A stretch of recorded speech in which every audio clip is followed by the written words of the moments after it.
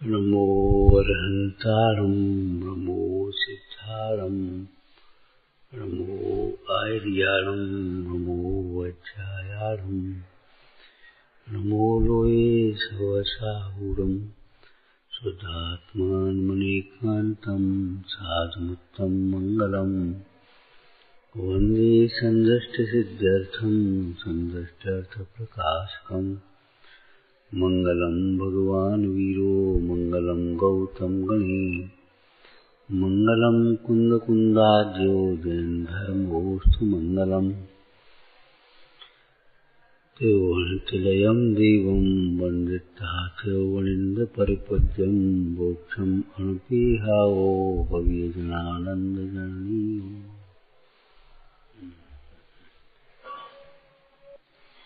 दान का अर्थ होता है देना, शब्दार्थ। और जिस दान को पुण्य और धर्म में कहा है, पुण्य और धर्म दान को कैसे? निश्चय दान है वह धर्म है और व्यवहार दान है वह पुण्य है। नीचे राग द्वेष निर्वारे ज्ञाता दोनों दान समारे। पूजा में लिखा मिथ्या भाव त्याग सो दानम। हाँ, निश्चय दान। एक संप्रदान नाम की शक्ति है कि नहीं? कारक संप्रदान। संप्रदान का अर्थ क्या है? हाँ, वो तो शब्द, उसका वाचक शब्द के लिए अर्थ क्या, परिभाषा क्या? संप्रदान किसे कहते हैं? जिसके लिए कार्य करे। और ये न्याय है, कोई दूसरे के लिए कुछ करता नहीं। जिसके लिए किया जाए या जिसको दिया जाए कार्य, तो दूसरे के लिए कुछ करता नहीं कोई। इस स्तोत्र में लिखा है, एक ही भाव स्तोत्र में, कि जो इंद्र आदि आपकी सेवा करते हैं उससे आपका कुछ भी भला नहीं है, आपकी कुछ भी प्रभुता नहीं है, उससे इंद्रादिक का ही लाभ है। सुरपति सेवा करें कहा प्रभु प्रभुता तेरी, सो सलागना लहे मिटे जग सो जग फेरी। तुम भव जलद जहाज। जहाज, जहाज का क्या लाभ है? बैठने वाले ही पार होते। जहाज का क्या लाभ है जी बता?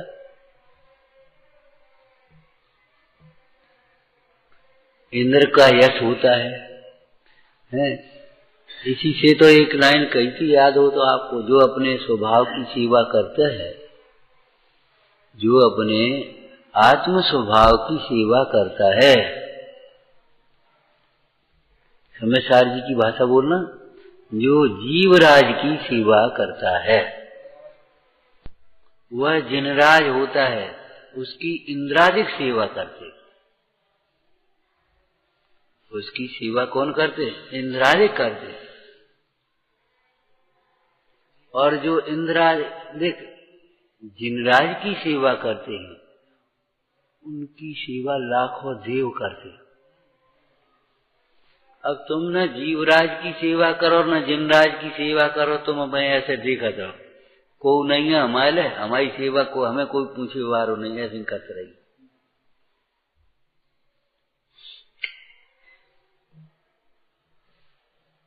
अरे हमने तो बुजुर्गों की भाषा सुनी है, सेवा कराना न पड़े ये हमारा सौभाग्य हो। जिन शासन की सेवा करते करते, लौकिक भाषा में बोलो, देश की समाज की सेवा करते करते हमारी देह पूरी हो जाए, हमें किसी से सेवा नहीं करानी पड़े। कोई हाथ पांव चलते अगर देह छूट जाए किसी की, तो उसको कहे बड़ा भाग्यवादी, कल उनसे एक गिलास पानी नहीं लवाने, ऐसे बोलते, बड़ी अच्छी मौत भाई। ये जीव को सेवा कराने का जितना लालच अंतर में वासना पड़ी है, सेवा करने का उत्साह नहीं। सेवा कराने का भाव पाप भाव, सेवा करने का भाव पुण्य भाव, और स्वरूप की सेवा करने में न कराने का भाव न करने का भाव व धर्म भाव। स्वरूप की सेवा व धर्म है। साधुजनों को कुंद कुंद स्वामी ने ये उपदेश दिया है, दर्शन सहित नित्य ज्ञान और चारित्र साधु सेविये, पर ये तीनों आत्माएं हैं तू जान निश्चय रीत से।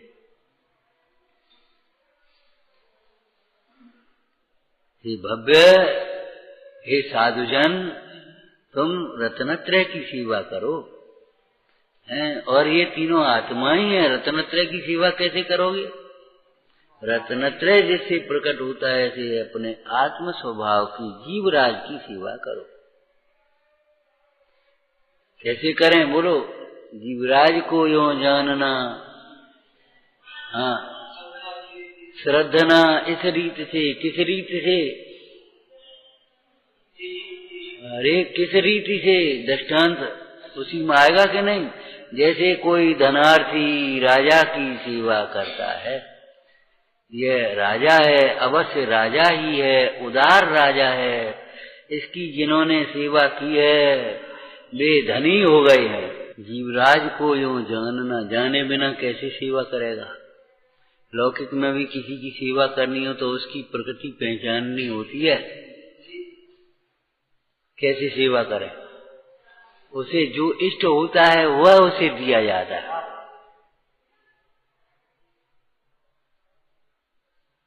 आपको किसी को भोजन ही कराना हो, अब उसको तो मिष्ठान पकवान इष्ट है, तुम रूखी रोटी रख दे। उसको रूखी रोटी अच्छी लगती, माने स्वास्थ्य के लिए अनुकूल है, अच्छी उसे पसंद है सादा भोजन, और तुम उसके लिए तमाम मिष्ठान पकवान बना के रख दो, कैसे कर पाओगे? थे सेवा में संतुष्टि प्रयोजन है, तो सेवा वैसे ही नहीं करी जाती, भली प्रकार से जानकर। जीवराज को यों जानना, क्यों जानना? किस प्रकार से? जैसे धनार्थी धनी को, राजा को जानता है। क्या जानता है बोलो? यह अवश्य राजा ही है, इतनी भाषा लिखी है टीका में। यह अवश्य राजा ही है, कहने का नाम का राजा नहीं है, वास्तव में राजा है। और राजा साहब क्या हाल है? ऐसे नाम के राजा नहीं है, वो वास्तव में राजा ही है, और राजा ही है, राजा ही है, राजा राजा ही है बस। माने इसकी एक अनुपम ध्रुवाचल अनुपम आया ना, बिन मूरत चिन्ह मूरत अनूप, अरे वो राजा राजा ही है भैया, क्या कहें? कंजूस नहीं है, अविवेकी नहीं है, व्यसनी नहीं है, राजा ही है का मतलब समझ में आया कुछ? बढ़िया लाइन बोलो साहित्य की, ये राजा ही है। अरे उसमें राजा के गुण हैं,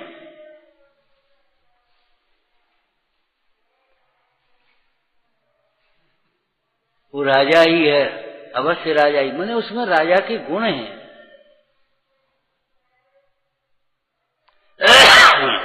प्रजा को अपनी पुत्र के समान समझता है, जितेंद्रिय है, राज खजाने को प्रजा की अमानत समझता है, ये नहीं अपने मनमाने अपने ढंग से खर्च करता है।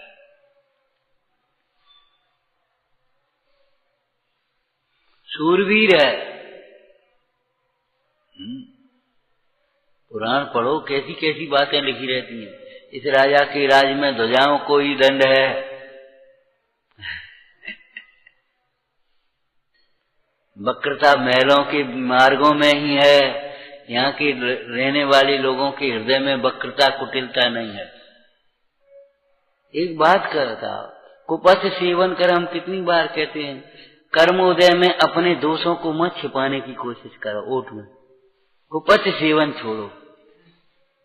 कुपथ सेवन का मतलब क्या होता है? विपरीत विचार छोड़ो, हैं, विपरीत भोजन पान छोड़ो, जो तुम्हें पचे तो भोजन करो। और उस भोजन को पचाओ। भूख नहीं है, भोजन पचता नहीं है तो खाना कम करते जाओ, धीरे धीरे बेकार, लेकिन आलस नहीं छोड़ो। शारीरिक श्रम करो, घंटे 2 घंटे मेहनत करो, तब भोजन पचेगा। मानसिक मेहनत से भोजन नहीं पचेगा। तुम 6 घंटे पढ़ोगे ऐसे भोजन नहीं पचेगा। शारीरिक श्रम करो कि हाथ पांव को चलाओ, हाथों को चलने दो, हलने दो। चूरन खा खा के पेट साफ नहीं होगा, दूध पी पी के नहीं होगा, घी डाल डाल के नहीं होगा। उन हाथों को हलन चलन जब तक नहीं मिलेगा, आए बैठ गए पे बैठ गए, न गुनगुना ले, न पढ़ ले, न धीरे धीरे पे कर लो बस। तो जैसे उदय में होगा, उदय में प्रमाद का फल आएगा ना। और तुम सोच रही हम पढ़ते रहते, हम बैठे, अब वो तबीयत खराब है, थोड़ा आराम कर ले बस। ये जानबूझ करके रोगी होने की प्रवृत्तियां हैं, कर्म का दोष नहीं है। गांधी जी कहते थे इस देश के सबसे बड़े वर्तमान के नेता हैं।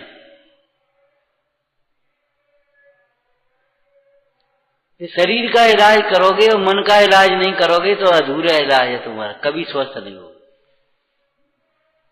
मानसिकता बदलिए आप। हिंदुस्तान की दुर्दशा का कारण एक बहुत अच्छा सर्वेक्षण करके दिखा। यहाँ का थोड़ा सा बड़ा आदमी भी हाथ से काम करने में अपनी शर्म महसूस करता है।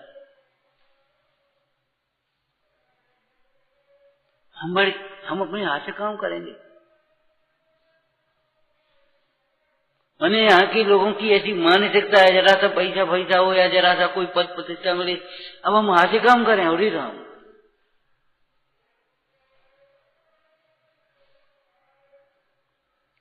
दूसरों को हीन समझने वाला स्वयं ही हीन होता है।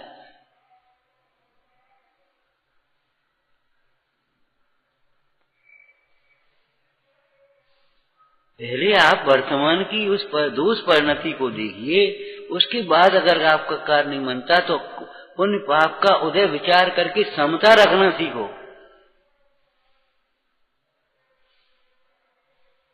इस समय पाप का उदय है, कोई बात नहीं, समता रखना सीखो उस उदय को। तो तुमने उदय का किया सदुपयोग और तुमने अपनी लापरवाही झटका मारा, और जैसा उदय होगा, जैसा देखा जाए पुण्य पाप का, ये तुम्हारा जिनवाणी की अभिनय है, अवज्ञा है, अनादर है।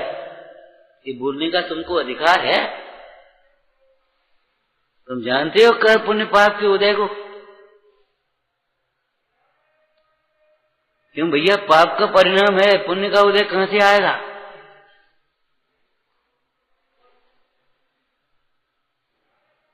पुण्य पाप की क्रियाओं से होता है, धन से होता है, कि शरीर से होता है, कि वचनों से होता है?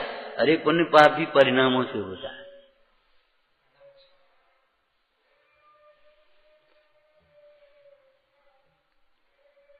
वर्तमान में कुपथ सेवन न करे फिर भी रोग होता है, तो उदय का विचार करके समता रखे, ये है उसका प्रयोजन। ये थोड़ा ही है वर्तमान में लापरवाही करे और चाहे जैसे करे, अपने एक साइकोलॉजी दिमाग बना लिया बस।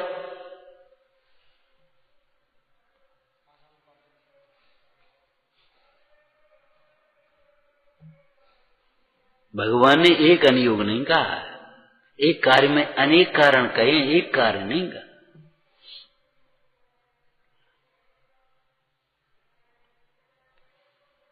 कहा ये अवश्य राजा ही है। क्रूर अत्याचारी राजा को राजा नहीं कहते, ये अवश्य राजा ही है, उदार राजा है। इसकी सेवा करने वालों की दरिद्रता मिटी है, वे धनी हुए हैं। अंधे सूरदास थे ना, अंधे और सूरदास एक ही बात है, अच्छा नाम सूरदास है, प्रज्ञा से अच्छी हुए।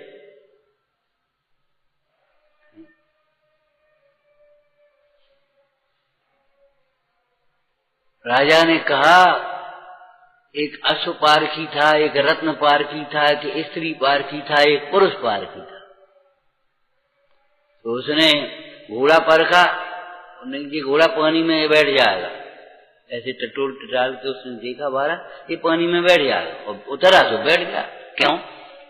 उसकी एक नस ऐसी है, उसने कहा उससे ये इसने भैंस का दूध पिया होगा उस समय, और उससे ये ऐसा हुआ, वो बैठ गया। शाबाश, 1 तोला घी और वो बढ़ा दिया।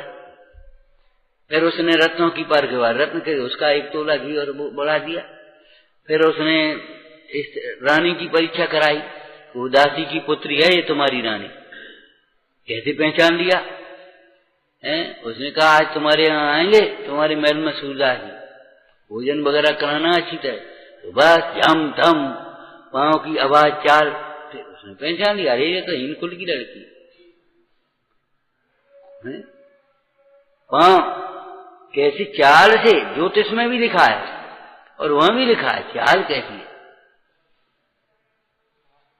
आदमी का व्यक्तित्व तो पहचाना जाता है। तो उसने सच पूछा रानी से, सही बात बताओ। तो बात ये हुई, सगाई हो गई थी, बारात पहुंच रही थी, उसी समय में जिस कन्या से तुम्हारा विवाह होना था उसका मरण हो गया, तो उसे उस करके हमारे विवाह कर दिया। वो भी तीसरी सही हो गई। चौथे से कहा भाई अब तुम हमारी परीक्षा करो। महाराज परीक्षा तो ज्यादा दिन आएगा ही, 4 दिन कर रही हूं। जिस दिन हम आए उसी दिन परीक्षा कर ली हमने। बताओ तो कि भाई अवैधान देव बताएं क्या? आप बनिए के लक्षण है। 1 तोला घी बढ़ाता है बनिए, बनिए प्रसन्नम दमनी छदाम है, लोक में कहावत है ना, राजा प्रसन्नम गज भूमि दानम, बनिए प्रसन्नम दमड़ी छदामम। ये बनिए की और तो माँ के पास पहुंचा, माँ सही बताओ जो कुछ हुआ। कि बेटा कुछ नहीं हुआ, जिस दिन मैंने स्नान किया था और उस दिन बस वहां खड़ी हो गई, तो वो सेठ उसके ऊपर नजर पड़ गई, तो ऐसा थोड़ा विकल्प आ गया, कितना सुंदर सेठ है ये, और तुम्हारे पिता से उसी दिन तुम गर्भ में आए, वो असर हो गया। वहां कहने का मतलब वो कथा उस प्रकार से कही थी, कहने का मतलब अवश्य राजा ही है। राजा का मतलब वो बनिया नहीं है, कायर नहीं है, भगिया है, लोभी लालची नहीं है, उदार राजा है। इसकी सेवा करने वाले धनी हुए। जीवराज को ऐसे जानना जैसे धनी धन का विलासी धनार्थी जी राजा को जानता है। जाने बिना सेवा नहीं होती।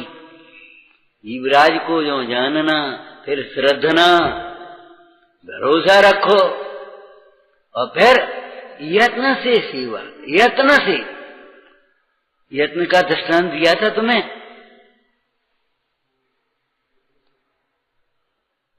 एक सामान्य राजा का सेवक या आज की ऑफिस का कर्मचारी सेवक जो रोज का काम है वो ऐसे करके रख देता, वो के अधिकारी आया नहीं उससे पहले सब तैयार, और उसके बाद भी लंच का टाइम है तो उसने जाकर के वो रख दिया सब काम बिना कहे कह करके नहीं, हम कर दें, हम कर लें, हम कर लें, ऐसे कह करके नहीं, ऐसे करता है। और उसके बाद भी ऐसे बैठा है वहां, बातें चाहे कहीं कर रहा हो, उपयोग कुछ भी हो, लेकिन उसका कान वहीं लगे, जैसे ही घंटी बजी ऐसे खड़ा।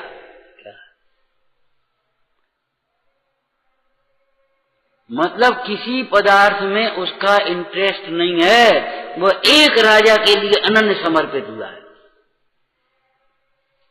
ऐसे जीवराज की सेवा यत्न से करने का मतलब ठीक है, बाहर में सब उदय आ रहे हैं, कर्म बन रहे हैं, सब परिस्थितियां बन रही हैं कि नाना प्रकार के उधर देख रहा है, रो रहा, हंस रहा है, लेकिन एक क्षण भी अपने चैतन्य की विभूति को नहीं भूलता। इसका नाम है यत्न से सेवा करना। 2 शब्द बताए थे, एक आराधना, एक साधना बताए थे। क्या अर्थ बताया था? आराधना माने देख करके प्रसन्न होना। लौकिक में किसी को प्रसन्न करने की तरीका विधि सबसे पहली ये है कि स्वयं प्रसन्नता से उसका स्वागत किया जाए। पर ये शील धर्म के प्रसंग में जब पति घर में आवे तो स्त्री को प्रसन्न मुद्रा में सामने खड़े होना चाहिए। ये शील धर्म की एक परिभाषा है। अपना आते ही अपना रोना शुरू कर दिया, ये कोई तरीके नहीं। तो आराधना का मतलब है शुद्धात्मा के स्वरूप को सुनते प्रसन्न होना, स्वरूप के चिंतन में अनंत गुनी प्रसन्नता होना, और स्वरूप को निहारते हुए तो प्रसन्नता का पार ही नहीं है। कैसा आनंद, ऐसो आनंद बुद्ध जन के ओर उपजो अपरंपार वाणी सुने। जब मैंने ये सुना तू भगवान आत्मा है, विचार करो, ऐसा आनंद उपजा। कैसा आनंद, चक्रवर्ती इंद्रादिक के पद दीसत रंक लगार। चक्रवर्ती इंद्रादिक जिसके सामने फीके हो जाते हैं, जैसे चंद्रमा का उदय हो तो तारे फीके, और सूर्य का उदय हो तो सवरे फीके। अच्छा देखिए जब क्या हो रहा और अंधेरे में देखा तो जय टॉर्च की कितनी लाइट दिखाई देगी।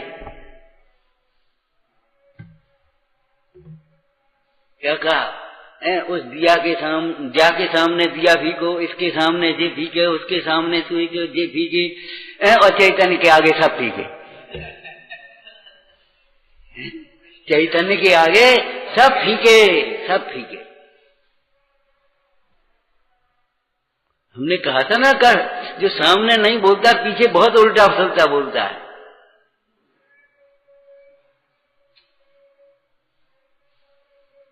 वो जैसा उदय, अब कौन तुम्हें तो बताए, तुम्हें कौन सलाह दे सकता भैया।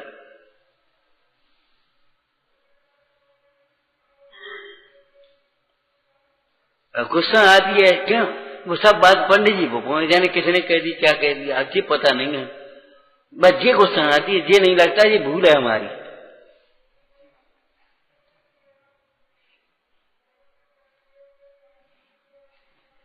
हमारा मतलब यहाँ हम इसलिए कहते हैं कि अकेली इनकी बात नहीं है, अपने में ऐसी प्रवृत्तियां हो, हम लापर उदय के भरोसे छोड़ देते हैं मोक्ष मार्ग को। अपने स्वास्थ्य को तुमने उदय के भरोसे छोड़ दिया और बस योग्य पुरुषार्थ नहीं करोगे, अपने संयम को उदय के भरोसे छोड़ोगे। क्या क्या काम तुमने उदय के भरोसे छोड़े हैं। भोगों को उदय के भरोसे छोड़ो भाई, भोगों को उदय के भरोसे छोड़ो।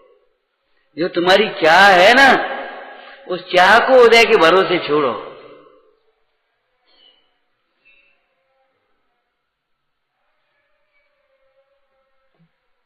उसमें उदय का विचार करो, दूसरों का दोष मत देखो। इसने ये नहीं दिया, इसने ये नहीं सुना, हमारा उदय नहीं था। सीता जी की भाषा हमेशा याद में रखो, क्या राम का कोई दोष नहीं, हमारा ही उदय था। ये है उदय का सम्यक ज्ञान। देखो सम्यक ज्ञान राग द्वेष का भाव करने का कारण बनता है, और तुम राग द्वेष को पुष्ट करते हो, राग द्वेष की ज्वाला में जलते हो, तो तुम्हारा ज्ञान विपरीत ज्ञान है।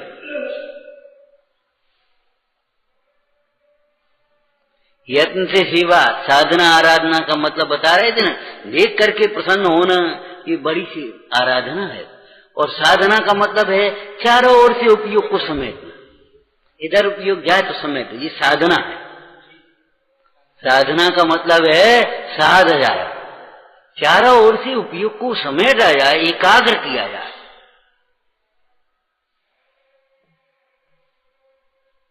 ध्यान की सिद्धि के लिए है तो क्या कर, मां मुझे अपने को एक क्षण मत भूल, पर को अपना मत मान। पर पदार्थों में इष्ट अनिष्ट की कल्पना नहीं कर। वो अगर करेगा नहीं कर, अगर करेगा तो तेरा उपयोग चंचल उन्हीं में जाएगा, लौट फिर वहीं जाएगा, वहीं जाएगा।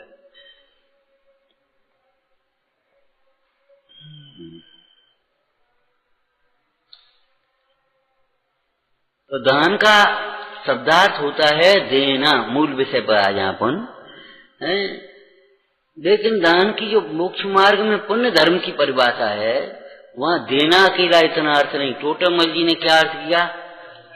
धर्म के अर्थ देना। हमने उसको षट कारकों से घटाया था, कभी याद है? धर्मात्मा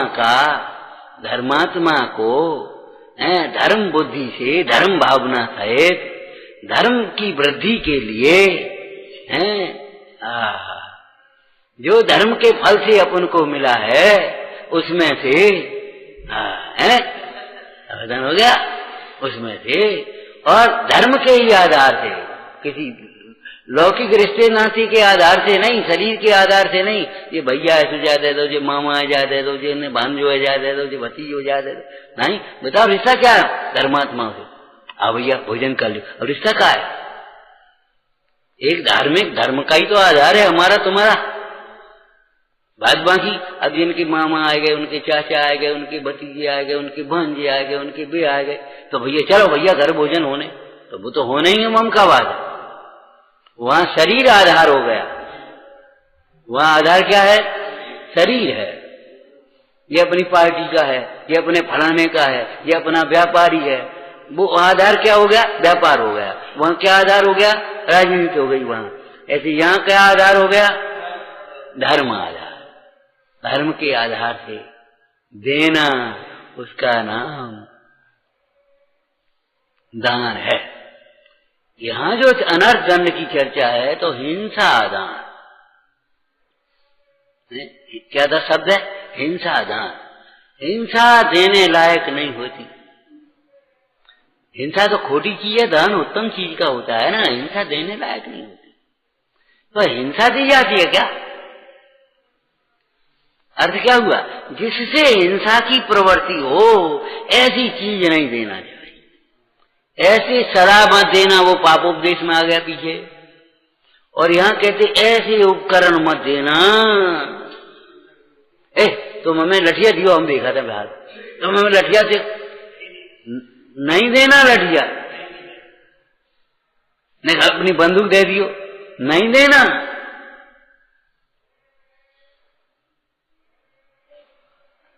अस धन हल हिंसोपकरण नहीं दे, यस लाद है मान धान के मारा। हिंसा दान माने जिससे हिंसा हो ऐसे वस्तु नहीं देना चाहिए। ठीक है ना?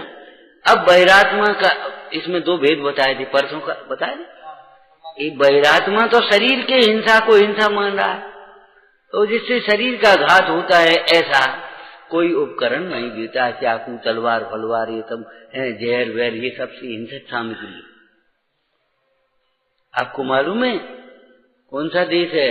हिंसक खिलौनों से बच्चों को खेलने नहीं देते। हिंसक खिलौने नहीं बिकते, बंदूक नहीं बिकती, बंदूक खिलौने नहीं बिकते, पिस्तौल के।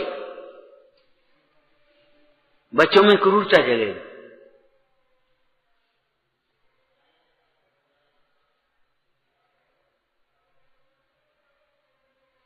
समझ में आना? हिंसक। अब यहां तो अपने अध्यात्म की चर्चा है, मोक्ष मार्ग की चर्चा है, तो शरीर का घात अकेला नहीं। देखो भाई, शरीर का घात करने वाला तो मित्र भी हो सकता है, अगर तुम्हारे परिणाम न बिगड़े तो। उत्तम क्षमा के प्रसंग में अंतिम लाइन लिखी है, पहले कोई वचन से कहे तो भैया वचन से ही तो कह रहा हूं, मार तो नहीं रहो। मारन लगे तो अरे दो चार डंडे तो मार ले, हम कहीं जान से तो नहीं मारो। और कदाचित कोई जान से मारने लगे तो क्या विचारता है? अरे शरीर का ही तो घात कर रहा, मेरी श्रद्धा तो नहीं टूटा। चंदन वाला को सेठानी ने सिर मुड़ाया, भूखा रख करके बंद कर दिया चल घर में, तो अभी चंदन वाला विचारती है यहां मेरे सिर की तो सुरक्षा है। वो वैश्या बढ़िया कपड़े दे रही पहनने को और बढ़िया सामान दे रही है खाने को, लेकिन वहां वो प्रसन्न नहीं है। अरे यहाँ हमारी सील के लुटेरे, सील का लुटेरा शरीर के लुटेरे, धन के लुटेरे से ज्यादा खतरनाक।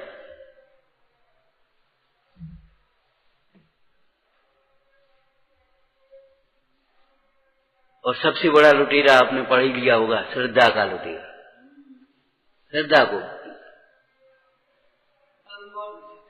है तो हिंसा दान का अर्थ स्थूल में तो जो आपने पढ़ा सो हो गया, लेकिन अगर अपन अध्यात्म दृष्टि से पढ़ें, जिससे हमारे सम्यक्त का आघात हो, जिससे हमारा संयम का आघात हो, ऐसी पुस्तक नहीं देना, ऐसा आहार नहीं देना, ऐसी औषधि नहीं देना, ऐसा स्थान नहीं देना। साधुजनों के लिए श्रावक बसटिका बना देते, कहाँ बीच बाजार में बना देते का, हाईवे पर बना देते थे, वहां बेचारे का धन का ऐसे स्थानों पर बनाते जहां एकांत उनका धर्म ध्यान हो सकता।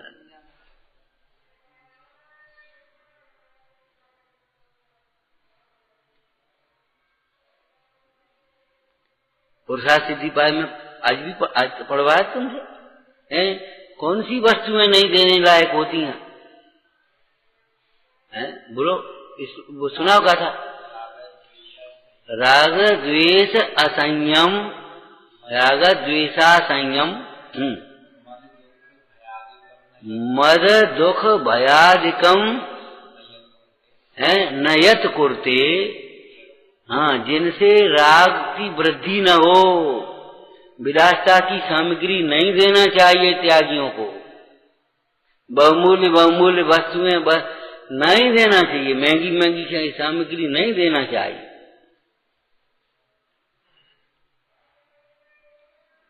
खाने पीने में चाट पकौड़ी तामसिक भोजन नहीं देना चाहिए, जिनके जैसे उनके संयम का घात हो।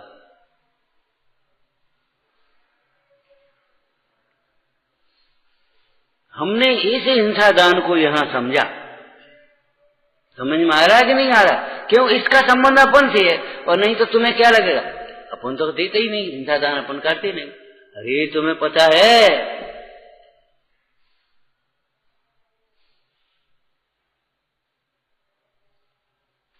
कब भांग खवा दई क्या होगो? विचार करो, गरिष्ठ आहार एकदम दिया, उसका स्वास्थ्य बिगड़ गया, संयम बिगड़ेगा, क्या होगा? तो साहब रूखी सूखी खवाएं। अरे रूखी सूखी कौन कह रहा है? अभिमान रूखा भाव है। रूखी सूखी शुद्ध सात्विक भोजन करा। एक हमारे समयसार जी की टीका में ही है, बंधाधिकार की अंतिम गाथाएं हैं, अधेयकरण से उत्पन्न आया ना, तो हिंसा से उत्पन्न, अन्याय अधिक से उत्पन्न वो नहीं देना चाहिए। बहुत अच्छी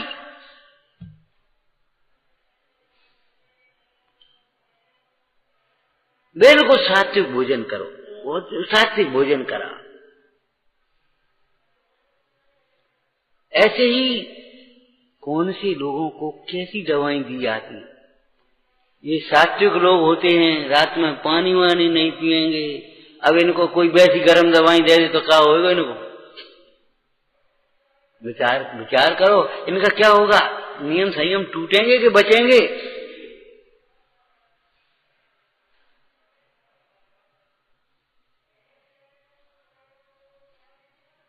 बहुत सोच समझ के दवाई नहीं आती है, नहीं तो पानी पानी पानी पानी पानी परेशान हो जाएगा बेचारा।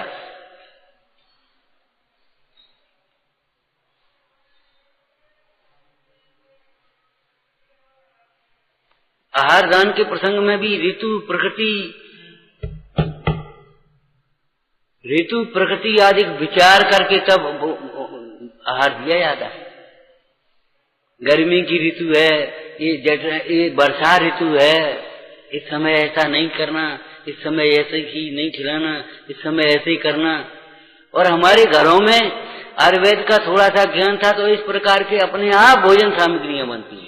प्रकृति में उसी प्रकार की, देखो गर्मियों में पानी वाली सब्जियां ज्यादा पैदा होती हैं, तरबूज खरबूजा। तरबूज खाने की बात नहीं कर रहे हम, तो प्रकृति की बात कर रहे हैं। खरबूजा है, ककड़ी है, खीरा है, ये अब इस मौसम में कहाँ हो रही? इस मौसम में तुम्हारी ठोस वैसी चीजें होंगी, खजूर वजूर तुम्हारे ये होंगे, वहां मेवा सब, ये मेवा तुम्हारी सब दिवाली पे नहीं आती। गर्मियों में कहाँ आती? बादाम की फसल, मूंगफली की फसल बताओ आती हो? बताओ।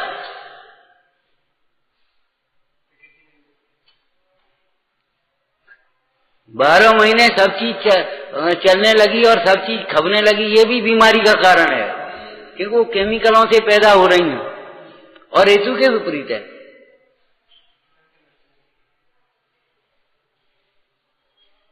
तुम्हारी प्राकृतिक चिकित्सा में भी मौसमी फल, माने मौसमी फल नहीं, मौसम के फल लिखा है। और एक और बात लिखी है, जिस क्षेत्र में जो व्यक्ति है वहां के मिट्टी, वहीं का पानी, वहीं के होने वाली साग सब्जी आदि जो है, वही उसके लिए अपने आप औषधि बनती है। उसकी जो जन्म जो हुआ है वहां से उसी प्रकार से वो ढला है, भला है, चला है।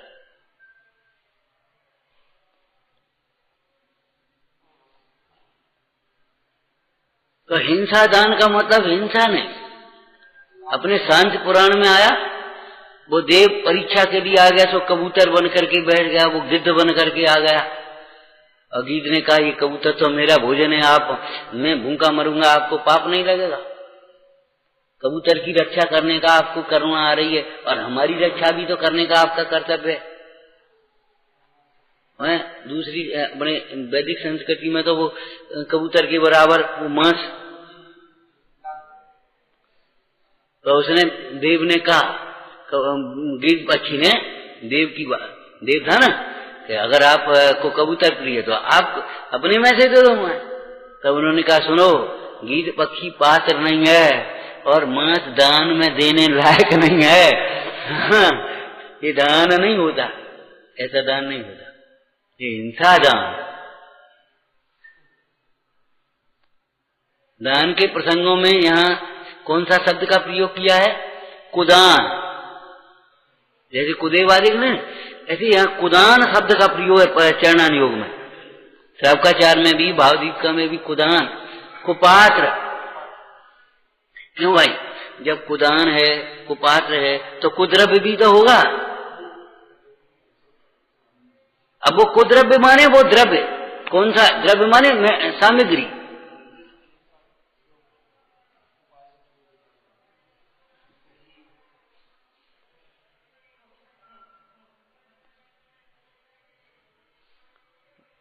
जिससे राग हो की वृद्धि हो, राग का पोषण हो, द्वेष बुद्धि हो, ईर्ष्या आदि की जगह,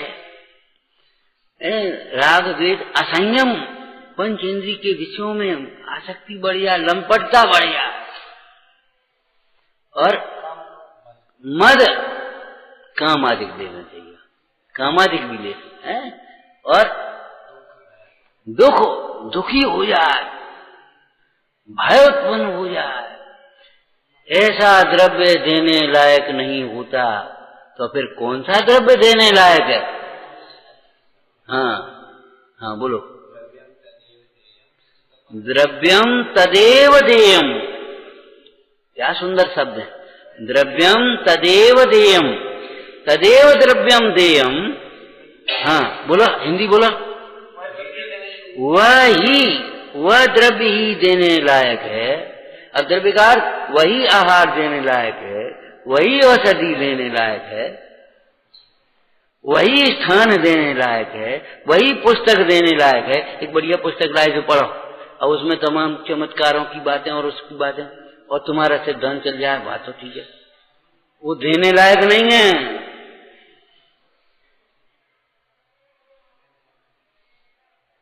विषयादिक पोषक अप्रशस्त हो गया ना, तो वो हिंसा दान में आ गया, वो देने लायक नहीं।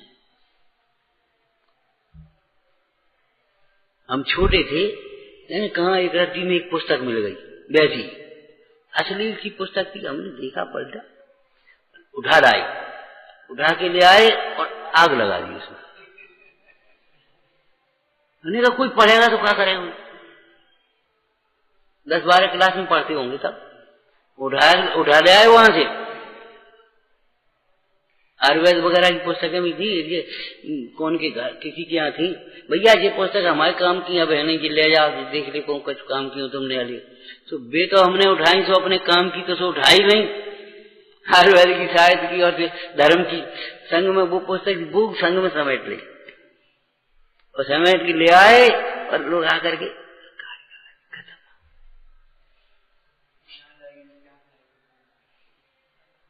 पंडित बनारसी दास जी ने वो गोमती में बहा दी।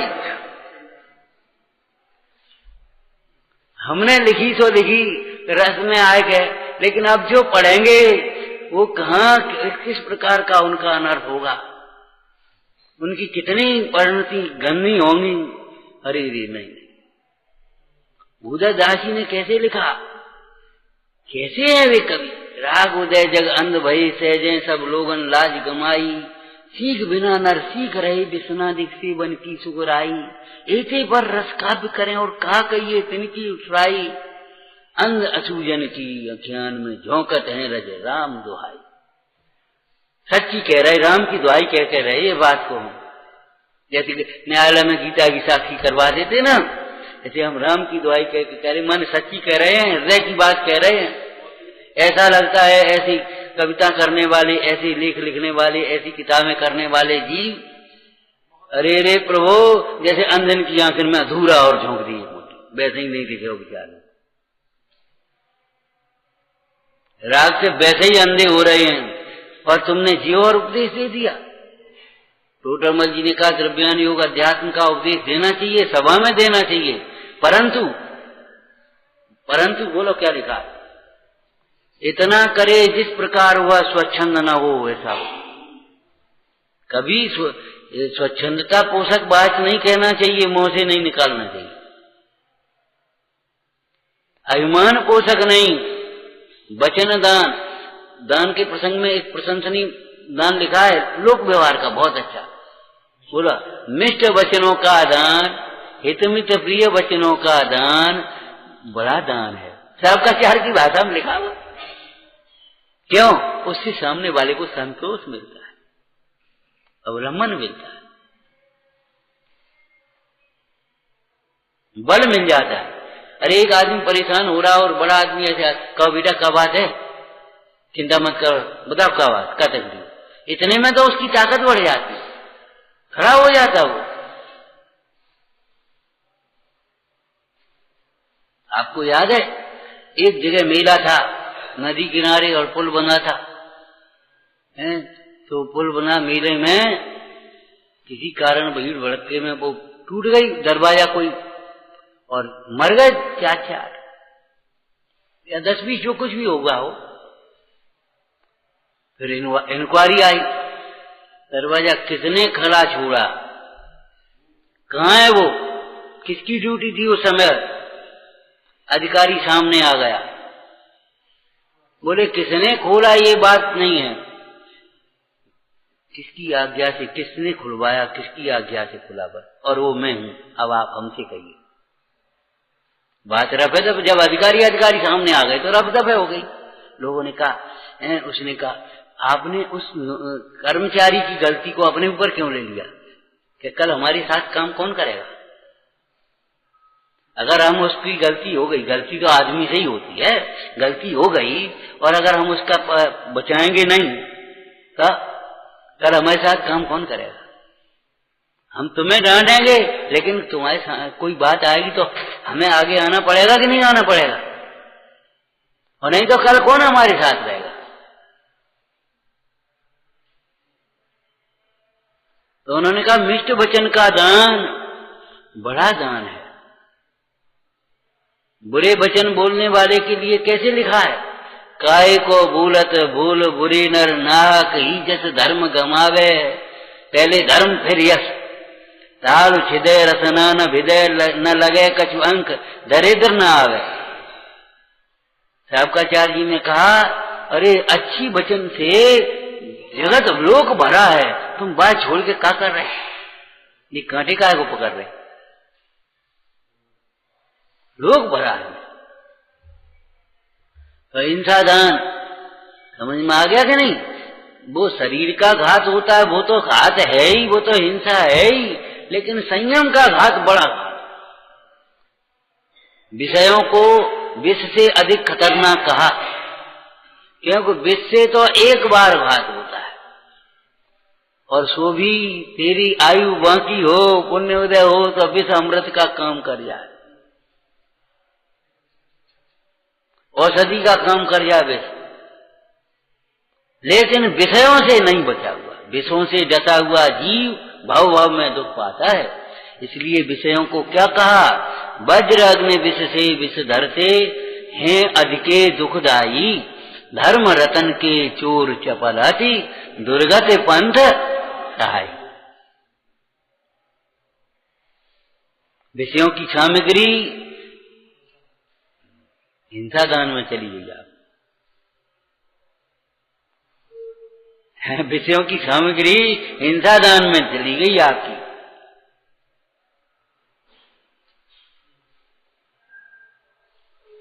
चाहे कुछ, चाहे किसी को चाहे जैसे देना दान थोड़ा ही है, वो कुदान में चला जाएगा, हिंसा दान में चला जाएगा। धर्मात्मा को धर्म भावना से धर्म वृद्धि के लिए हैं, और धर्म के पुण्य के फल से जो कुछ हमारे पास मिला है, आहार मिला तो आहार दे रहे, औषधि मिली तो औषधि दे रहे, स्थान है तो स्थान दे रहे। भैया देख आप तो आराम से रहो, खूब धर्म ध्यान करो भैया, क्या करने अपन को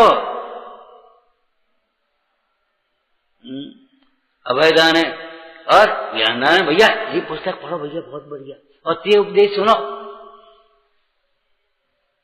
एकाग्र होकर के।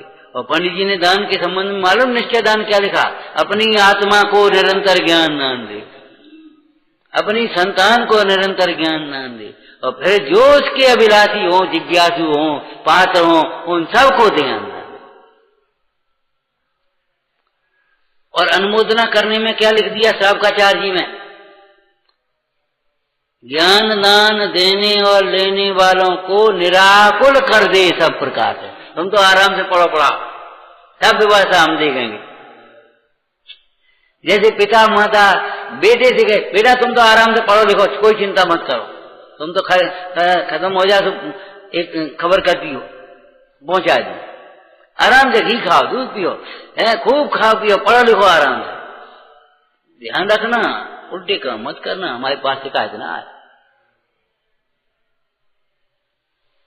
हमें आज भी याद है एक लड़के को 23-24 वर्ष की उम्र, तो उसको ब्रह्मचर्य का भाव आ गया। पिताजी धर्मात्मा बुद्धि धर्म बुद्धि वाले थे, बोले हम सही ब्रह्मचारी होंगे। बोले बेटा खुशी से ब्रह्मचारी हो, तुम्हारा हिस्सा तुम्हें हम अलग से दे रहे, चिंता मत करो, लेकिन ध्यान रखियो अगर तुम्हारी कोई शिकायत आई, उल्टी सुनी, गोड़ तो दिए तुम्हें, उल्टी भाषा हमें सुनने को नहीं मिला, तुम्हारा लड़का फलाना ऐसा काम कर रहा हो, वो ऐसे देख रहा हो, तो इतनी सुनने को न मिल जाए हमें। बड़ा खाने पीने का लंपटी है, उन्हें ने खाए हुए बड़े नखरे हैं उनके, ये बातें सुनने को न मिल जाए हमको। तुम त्यागी हो, खुशी से हो, हम अनुमोदन कर दें।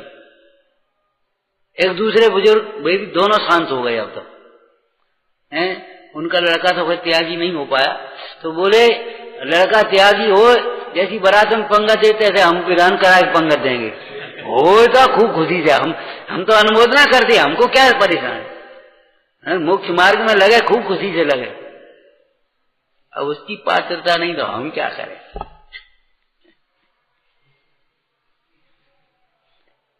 हमने तो ये बातें सुनी है, देख मन सामने, बड़ी खुशी होती थी ऐसी बातें सुनकर। तो एक दान है, दान का अर्थ ही सुदान समझना चाहिए, जैसे ज्ञान का अर्थ ही सम्यक ज्ञान समझना चाहिए। ज्ञान का अर्थ सम्यक ज्ञान, घी का अर्थ शुद्ध घी, सोने का अर्थ शुद्ध सोना, आदमी का अर्थ आदमी। जी क्या मतलब हुआ? आदमी का अर्थ आदमी क्या हुआ? हर जिसमें आदमियत, इंसानियत हो, मानवता हो, मानवीय गुण, और नहीं तो काय का आदमी, बहुत बेकार आदमी हो तो भैया, तो ये कोई आदमी रहा? जिसके संबंध में ये कहा, अरे काय को आदमी, वो तो बहुत बेकार आदमी है, उसका कोई ठिकाना नहीं। आदमी माने आदमी। एक दफा सच्ची घटना है, सामने पूछा, साहब आप कहते हो मनुष्य पर्याय बहुत दुर्लभ है, और देखो कितनी आबादी बढ़ रही है, देखो। ऐसे उसने पूछ बैठा ऐसा। हमने कहा बड़ी है ये तो। हमने कहा बेटा शांति सुनोगे,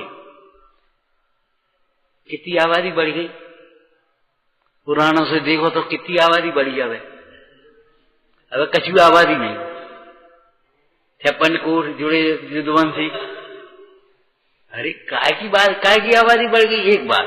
दूसरी बात, इस आबादी में दिया लेके चलो, कितने मनुष्य मिलेंगे तुम्हें? मालूम है नीतिकारों ने क्यों लिखा, मनुष्य रूपेण मृगाचरंती, मनुष्य के रूप में पशु चर रहे, पशु को शर्म आती है इनकी चेष्टाओं को देख करके।